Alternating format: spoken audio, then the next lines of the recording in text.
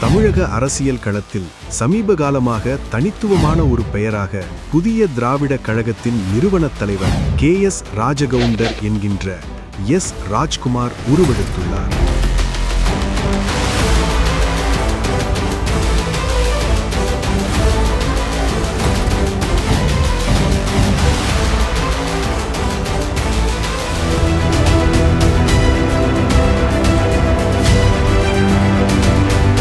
ஈரோடு மாவட்டம் எழுமாத்தூர் அருகே உள்ள கருத்திப்பாளையத்தைச் சேர்ந்த இவர் ஒரு விவசாய குடும்ப பின்னணியில் இருந்து வந்து இன்று கொங்கு மண்டலத்தின் முக்கிய சமூக அரசியல் சக்தியாக திகழ்கிறார்.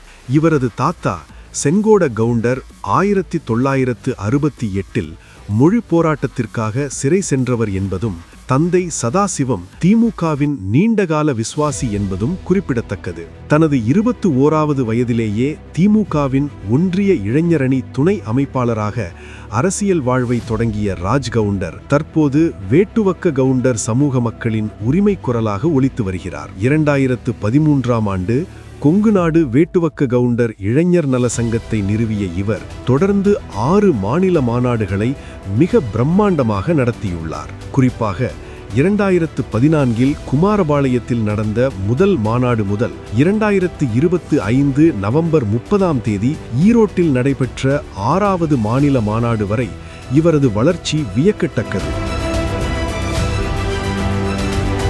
இம்மாநாடுகளில் தமிழக முதல்வர் மு.க. ஸ்டாலின் மற்றும் துணை முதல்வர் உதயநிதி ஸ்டாலின் ஆகியோரின் நன்மதிப்பை பெற்றுள்ள இவர் திமுக அரசுடன் மிக நெருக்கமான உறவை கொண்டுள்ளார். இவரது சமூக பணிகளை அங்கீகரிக்கும் விதமாக தமிழக அரசு இவரை சீர்மரபினர் நலவாரிய உறுப்பினராக நியமித்துள்ளது. ராஜ்கவுண்டர் என்று மாண்புமிகு துணை முதல்வர் அவர்கள் குறிப்பிட்டுள்ளார் என்று சர்ச்சை எழுந்தது.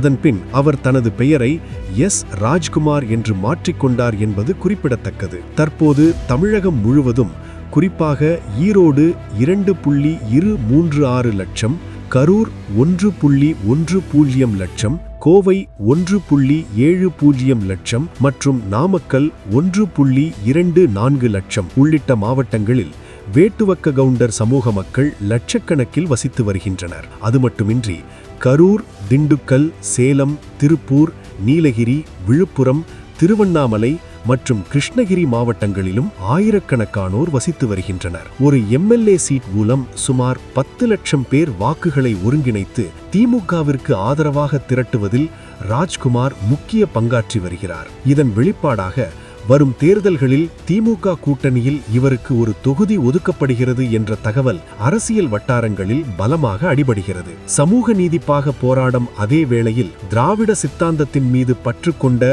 ஒரு இளம் தலைவராக ராஜ்குமார் தமிழக அரசியலில் ஒரு முக்கிய மாற்றத்தை ஏற்படுத்துவார் என எதிர்பார்க்கப்படுகிறது.